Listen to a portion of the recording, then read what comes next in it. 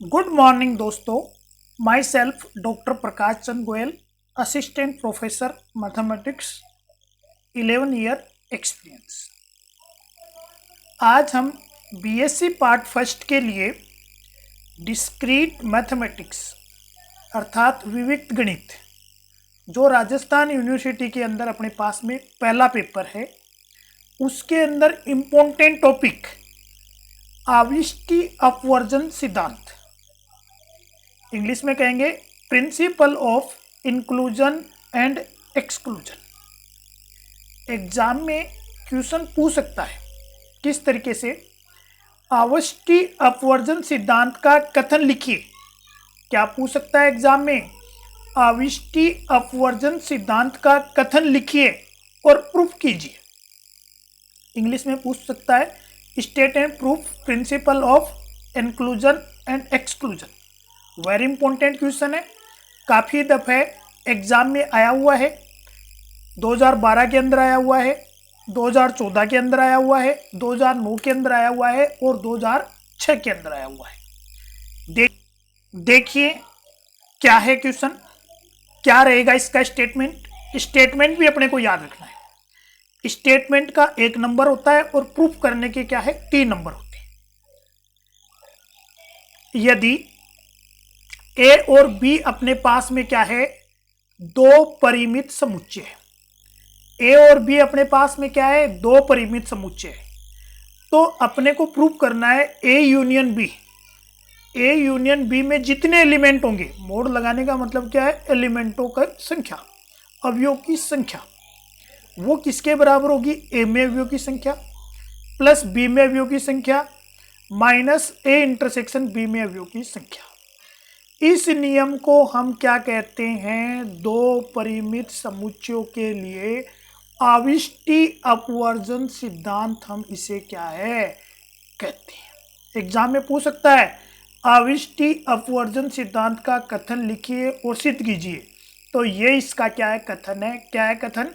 यदि ए तथा बी कोई 2 परिमित समुच्चय है तो ए यूनियन बी बराबर क्या होगा, mod A plus mod B minus A intersection B. ये तो फॉर्मूला आपने 11वीं क्लास में ही पढ़ा था, परंतु यहां पर इस फॉर्मूले का नाम क्या रहेगा, आविष्टि अपवर्जन सिद्धांत। ठीक है ना।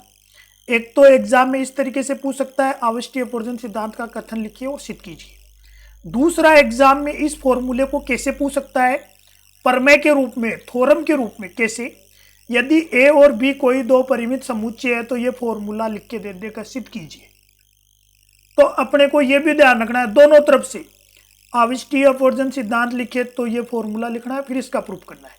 या फिर ये फॉर्मूला दे दे कि भी प्रूफ करो, तो अपने को ये क्या करना है दोस्तों, प्रूफ क्या है करना है। देखिए कैसे हम इसको क्या करेंगे, प्रूफ क्या है करेंगे। देखिए क्या करें, यदि प्रूफ ए और बी क्या है, 2 समुच्चय, मान लिए ए और बी क्या है 2 समुच्चय, तो इसको मैंने क्या कर दिया, वेन डायग्राम में बता दिया। ये जो कैपिटल यू लिखा है अपन ने, ये जो कैपिटल यू लिखा है अपन ने, ये किसको रिप्रेजेंट करता है, कैपिटल यू किसको रिप्रेजेंट करता है, ये यहाँ पर यूनिवर्सल सेट को रिप्रेजेंट करता है, सार्वत्रिक समुच्चय को रिप्रेजेंट करना है। करने का मतलब क्या है, जो भी सेट लेने हैं अपने को क्या करना है, कैपिटल यू के द्वारा, मतलब ब्रह्मांड है ये एक तरीके का। तो जितने भी सेट है ना, उन सबको क्या करना है अपने को, एक आयताकार बॉक्स के अंदर क्या करना है अपने को लिखना है। ठीक है। फिर मेरे को क्या करना है, सेट ए लेना है। देखो ये एक सर्किल बनाया हुआ ना, यहाँ पे देखो ये सर्किल, इसे हम क्या कहेंगे, सेट ए। ये पूरा का पूरा क्या है, ए है। ठीक है। ये जो दूसरा सर्किल है, इस सर्किल को ध्यान से देखिए, उसे हम क्या कहेंगे, बी। क्या कहेंगे उसे में, बी। क्या कहूंगा उसे में, बी। ठीक है। हाँ, अब ये जो सर्किल है वो क्या है, 3 पार्ट के अंदर है। पहला पार्ट तो इसका क्या है, ये इतना। ठीक है। दूसरा पार्ट इसका क्या है, ये वाला। ठीक है। तीसरा पार्ट इसका क्या है, ये जो इधर से स्टार्ट हुआ और यहां तक जा रहा है, ये क्या है, इस सर्किल का तीसरा पार्ट है। तो इन तीनों पार्टों को मिला के क्या बन जाता है, ए यूनियन बी बन जाता है। मतलब ए और बी को मिला दे तो ये तीनों पार्ट ही आते हैं। देखो यहां से लेके यहां तक, इस पूरे पार्ट को क्या कहेंगे अपन, ए यूनियन बी। दोनों सर्किलों को मिला दिया तो उसे हम क्या कहेंगे, A union B. A union B क्या है, तीन पार्ट से मिलके बना हुआ है। तीन पार्ट कौन से, पहला वाला पार्ट ये वाला, ये जो टेढ़ी लाइन खींची है ना, सीधी लाइन खींची है, हाँ ये वाला पार्ट। ये वाला कौन से भाग से मिलके बना हुआ है, ए इंटरसेक्शन बी डैश। इसका मतलब क्या है, इसमें ए तो है परंतु बी डैश लिखा है, इसका मतलब इसमें बी नहीं है। देखो इस वाले भाग में केवल क्या है बताओ दोस्तों, केवल क्या है, ए है, बी का इसमें नामो निशान भी क्या है, नहीं है। इसलिए हम क्या लिखेंगे, ए इंटरसेक्शन बी। इसमें ए है परंतु बी क्या है, बिल्कुल भी नहीं है।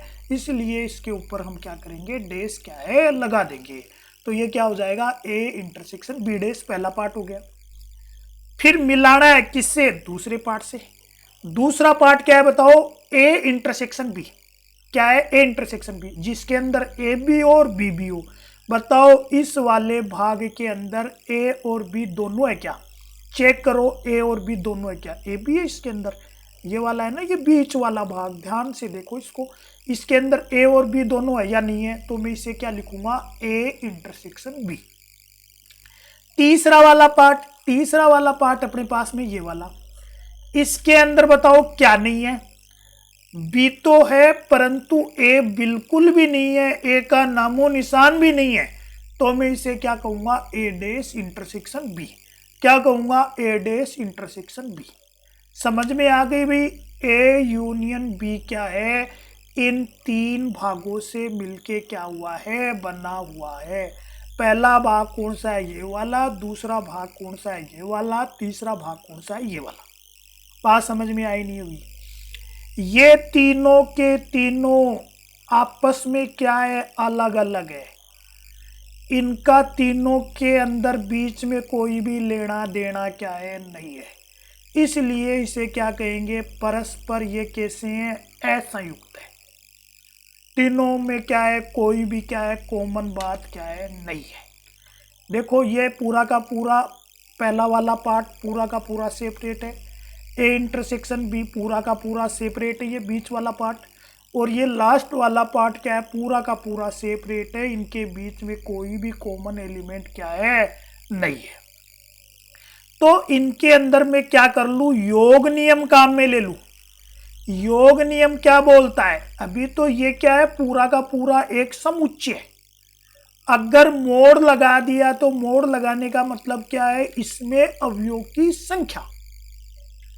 ये पूरा का पूरा अभी क्या है, एक सेट है। अगर आपने इसके बीच में मोड़ लगा दिया तो मोड़ लगाने का मतलब क्या है, इस सेट में अवयवों की संख्या। इस सेट में अवयवों की संख्या प्लस क्या होगा, इसमें अवयवों की संख्या, तो इसके भी मोड़ लगा दिया। यूनियन का मतलब क्या होता है, प्लस प्लस कर दिया।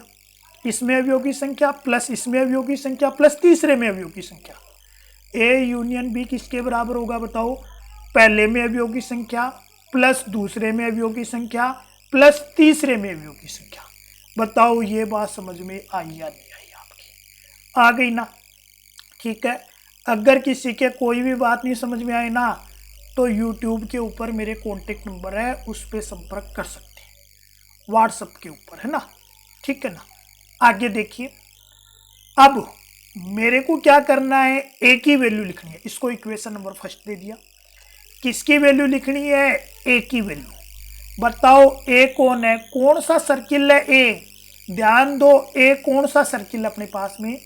यहाँ पे हम ध्यान देते हैं, ए अपने पास में देखो कौन सा सर्किल है। मैं थोड़ा सा कलर चेंज कर लेता हूँ जिससे आपको क्या है, दिक्कत नहीं हो।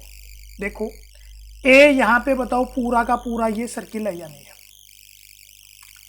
और ये सर्किल ए किससे मिलके बना हुआ है, दो भागों से मिलके बना हुआ है। एक भाग तो कौन सा है, ए इंटरसेक्शन बी डैश, और दूसरा कौन सा है, ए इंटरसेक्शन बी। इन दोनों को मैं अलग अलग बताना चाहूँ आपको, थोड़ा सा और अलग कलर ले लेते अपन जिससे आपको दिक्कत नहीं आए। हाँ देखिए, अगर दोनों को अलग अलग बताना चाहे, एक तो पार्ट इसमें कौन सा है, ये वाला ए के अंदर, और दूसरा पार्ट ए का कौन सा है, ये वाला, बताओ है या नहीं है। तो बताओ वेक्टर ए किससे मिलके बना हुआ है, वेक्टर ए क्या है, A intersection B dash, A intersection B dash और ए इंटरसेक्शन बी से मिलके बना हुआ है। दिखाई दे रहा है क्या भाई, ये ए क्या है, दो भागों से मिलके बना हुआ है। एक भाग इसके अंदर कौन सा है, ये वाला है, और दूसरा भाग इसके अंदर क्या है, ये वाला है। तो मैंने इसको ए इक्वल क्या लिख दिया, A intersection B dash union A intersection B क्या है, लिख दिया। बताओ मोड ए क्या हो जाएगा, बताओ मोड ए का मतलब क्या है, ए में अवयव की संख्या, तो इसमें अवयव की संख्या प्लस इस दूसरे वाले में अवयव की संख्या, इसको मैंने क्या दे दिया, समीकरण नंबर 2। अब मैं इसी तरीके से सर्किल 2 लेता हूं। सर्किल 2 को ध्यान में दीजिए, ये सर्किल 2 है या नहीं है, ये बी है या नहीं है, ये पूरा का पूरा, ये बताओ पूरा का पूरा बी दिखाई दे रहा नहीं दे रहा। बी किन से मिलके बना हुआ है, दूसरे और तीसरे से मिलके बना हुआ है। बी किससे मिलके बना हुआ है, दूसरे और तीसरे से मिलके बना हुआ है। दूसरा कौन है यहाँ पर, ये वाला, ध्यान दो, ये बीच वाला, और तीसरा कौन है यहाँ पे, ये वाला। तो बी दूसरे तीसरे से मिलके बना हुआ है, तो बी बराबर अपन क्या लिख सकते हैं, ए इंटरसेक्शन बी, डायग्राम में देखिए इंटरसेक्शन बी यूनियन क्या लिख सकते हैं, ए डैश इंटरसेक्शन बी। ठीक है, अब मेरे को क्या करना है, बी में अवयव की संख्या, तो मैं क्या लिख दूंगा, मोड बी बराबर क्या हो जाएगा, mod A intersection B, union का मतलब plus A dash intersection B. बताओ हो जाएगा नहीं हो जाएगा। अब मैं समीकरण नंबर 2 और 3 का क्या कर लूँ दोस्तों, टोटल क्या है कर लूँ। करते हैं समीकरण नंबर 2 और 3 का टोटल। देखो समीकरण नंबर 2 का एलएचएस मोड ए, समीकरण नंबर 3 का एलएचएस मोड बी। ठीक है, समीकरण नंबर 2 के आरएचएस में ये दोनों है, तो मैंने इन दोनों को यहाँ पे लिख दिया। ठीक है, समीकरण नंबर 3 के आरएचएस में ये दोनों है, तो मैंने इन दोनों को यहाँ पे क्या है लिख दिया। बताओ किसी को कोई समस्या नहीं ना। हाँ, अब देखिए इसका ये ए इंटरसेक्शन बी बच रहा है ना, ये ए इंटरसेक्शन बी बच रहा है ना, इसको मैंने क्या कर दिया, एलएचएस में ले आया। तो बताओ ये माइनस का हो जाएगा नहीं हो जाएगा। बताओ क्या हो गया, mod A plus mod B minus क्या हो गया, ए इंटरसेक्शन बी क्या है हो गया। हुआ या नहीं हुआ, बताओ। इधर क्या बच गया, mod A intersection B dash, और इधर क्या बच गया, ए इंटरसेक्शन बी, और इधर क्या बच गया, ए इंटरसेक्शन बी डैश। बताओ बचा नहीं बचा, बचा या नहीं बचा, ये बात सही है या नहीं है। यहाँ पे प्रिंटिंग मिस्टेक है, यहाँ पे अपने को डैश को हटाना है और डैश को क्या करना है, यहाँ पे क्या है लगाना है। देखो आरएचएस यही है ना, ए डैश इंटरसेक्शन बी। ये अपने पास में क्या है, इक्वेशन नंबर 4 क्या है आ गई। अब मैं इक्वेशन नंबर 1 यहाँ पे काम में ले लूँ।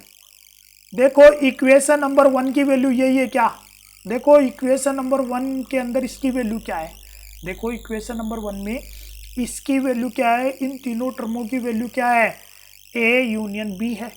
तो मैं इक्वेशन नंबर 1 से इसकी वैल्यू क्या लिख दूंगा, ए यूनियन बी क्या है लिख दूंगा। बोलो हो जाएगा नहीं हो जाएगा।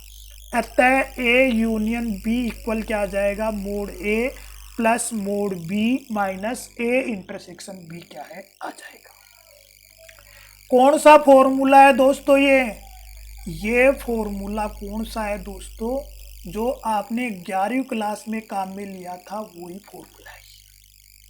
11वीं क्लास में काम में लिया था ना, वही फॉर्मूला है। ये क्या नाम है इसका, आवृष्टि अपवर्जन सिद्धांत इसका नाम है। इंग्लिश में इसे क्या कहेंगे, principle of inclusion and exclusion. ठीक है ना, इससे आगे हम इसके एग्जाम्पल भी करेंगे।